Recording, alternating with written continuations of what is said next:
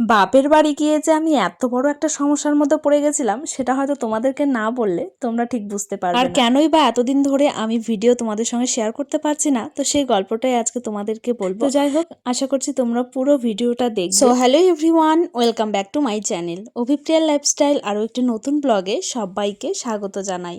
তো এই দিনটা ছিল ষষ্ঠীর আগের দিন। তো ষষ্ঠীর আগের দিন আমরা কিভাবে আমার বাপের বাড়িতে পৌঁছালাম, তো সেই ব্লগটাই আজকে তোমরা দেখতে পাবে। আর কি কি সমস্যা হয়েছিল সেটাও তোমাদেরকে বলবো।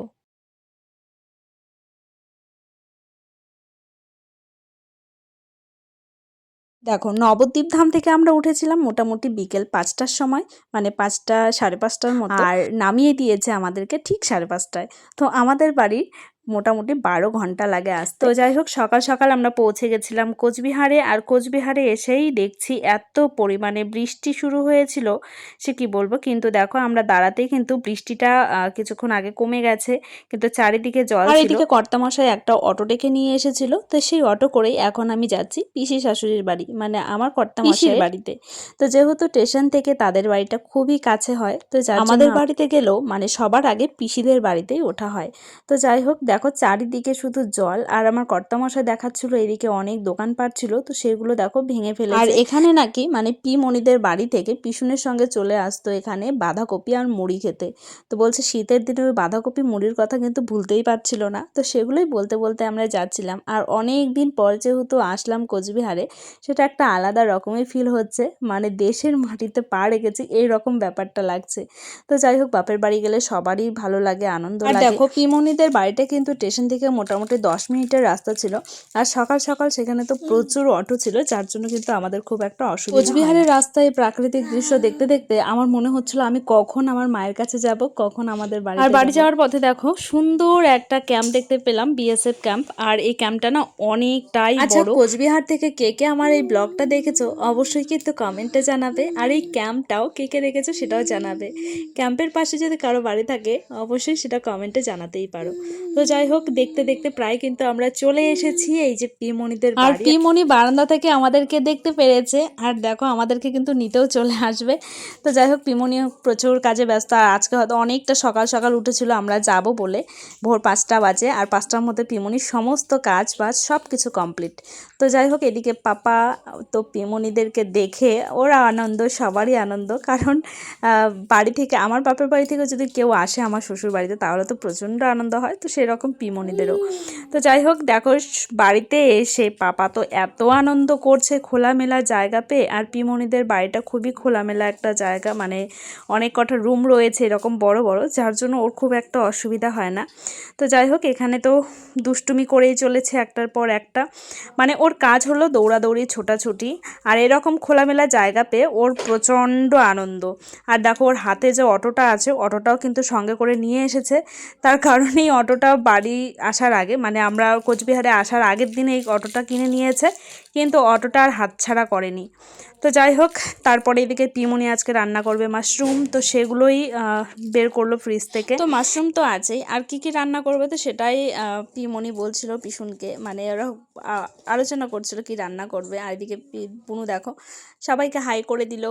তো যাই হোক, এখানে অনেকক্ষণ বসে গল্প করে খাওয়া দাওয়া সেরে একটু ঘুমিয়েও নিয়েছিলাম। তারপর আবার ব্যাগ গুছোতে লেগে পড়লাম, যেগুলো পরে আমরা এসেছিলাম। তো সেগুলো সকালবেলা এসেই ধুয়ে রোদে দিয়েছিলাম। আর এগুলো এখন আবার ব্যাগ প্যাকিং, তারপর এখন যাব বাড়ি। তো যাই হোক, আর বাড়ি তো এতটাই আনন্দ লাগছে, সত্যি কথা বলতে আমি তো ভিডিও বানাতেই ভুলে গেছিলাম, মানে বাড়ি যাব বলে। তো সবটাই তোমাদের সাথে শেয়ার করতে পারিনি। আর বাড়ি গিয়ে আমার কি কি সমস্যা হয়েছে চলো এখন তোমাদেরকে বলি। তো যাই হোক, প্রথমত আমাদের বাপের বাড়িতে, মানে আমার বাপের বাড়িতে এতটা পরিমাণে নেটওয়ার্কের সমস্যা ছিল, যার জন্য আমি তো কোনো রকম ভিডিও শেয়ার করতে পারি না। মানে সেই ষষ্ঠীর যে একটা ভিডিও শেয়ার করেছিলাম, সেটা 2 দিন ধরে সেই ভিডিওটা আপলোড করতে হয়েছিল। একটা ভিডিও আপলোড করতে হলে আমাকে সেই উপর রাস্তায় যেতে হতো, তো যার জন্য এত কষ্ট করে আর ভিডিওগুলো শেয়ার করা হয়নি। তো এখন আমি শেয়ার করছি। তো যাই হোক, এখন আমরা রেডি হয়েছি, এখন যাব আমার বাপের বাড়িতে। আর দেখো, বাপের বাড়ি যাবার জন্য আমার যে এত আনন্দ লাগছে। তো আর এদিকে আলোচনা করছে আমার কর্তামশাই, মানে তোমাদের দাদা ভাই, যে ষষ্ঠীতে কী কী নিয়ে যাবো, যেহেতু এটা ফার্স্ট টাইম ষষ্ঠী ছিল, তো কী কী নিয়ে যেতে হয় সেটাই আলাপ আলোচনা করছিল, যে কী কী কি নিয়ে যাব, এখান থেকে নেব না কোথায় থেকে নেবে। তো যাই হোক এই সমস্ত আলোচনা তো হতেই থাকে। তো আমরা কিন্তু আগের দিনেই চলে গেছিলাম ষষ্ঠীতে, ষষ্ঠী খেতে। তো দেখো কর্তামশাই তো খুবই এক্সাইটেড, কারণ প্রথমবার যাচ্ছে কিনা ষষ্ঠীতে। তো যাই হোক আবার পিমনিদের বাড়ি থেকে অটো ধরে এখন আমরা যাচ্ছি বাস স্ট্যান্ডে। তো বাস স্ট্যান্ড থেকে আমাদের বাড়িতে আবার একটা বাস ধরতে হবে, মানে কোচবিহার থেকে মাথাভাঙার বাস ধরতে হবে। তো মোটামুটি 1 ঘন্টা আর 1.5 ঘন্টার মতন রাস্তা আরও আমাদের যেতে হবে। তো যাই হোক এই দেখো আমরা বাসে চেপে গেলাম আর প্রায় মাথাভাঙা প্রায় চলে এসেছি। আর এটা কিন্তু মাথাভাঙার কাছাকাছি একটা নদী। আর বাড়িতে এসে দেখো মানে সবাই চলে এসেছে, আর আমার পাপা যা দুষ্টুমি করছে ওর মামার সঙ্গে সেটা হয়তো বলে বোঝাতে পারবো না। বিছানার অবস্থাটা কেউ একবার খেয়াল করেছো? এদিকে এক মামাকে এলোমেলো করে দিচ্ছে আর একজন এসে সব কিছু ঠিকঠাক করে দিচ্ছে। তো যাই হোক এখানে আমি কিছু একটা জিজ্ঞাসা করছিলাম যে তোর এতগুলো ভাগ্নে পেয়ে তোর কেমন লাগছে। তো বলছে আমার খুবই এক্সাইটেড যে এতগুলো ভাগ্নের মামা হয়েছি। তো যাই হোক এই হচ্ছে আমার ভাই। আর এই যে বাকিগুলো দেখছো এতটা দুরন্ত সে। যাই হোক এখানেই আমি ব্লগটা শেষ করছি। তো কেমন লাগলো অবশ্যই জানিও। আর আমার পাপা বলছিল মামাবাড়ি খুব ভালো লেগেছে। আর এইদিকে আর একটা মেয়ে, এই দেখো আমার মেজদির মেয়ে, ও বলছিল আমার মামাবাড়ি খুব ভালো লেগেছে। আর এটা হলো আমার বড়দির ছেলে, সামনের দাঁতগুলো তো পুরো শেষ পোকা খেয়ে। তো যাই হোক এই ছিল আজকের আমার ব্লগ। কেমন লাগলো অবশ্যই তোমরা কমেন্টে জানিও। যদি ভালো লাগে অবশ্যই চ্যানেলটাকে সাবস্ক্রাইব, লাইক আর একটা কমেন্ট করে দিও।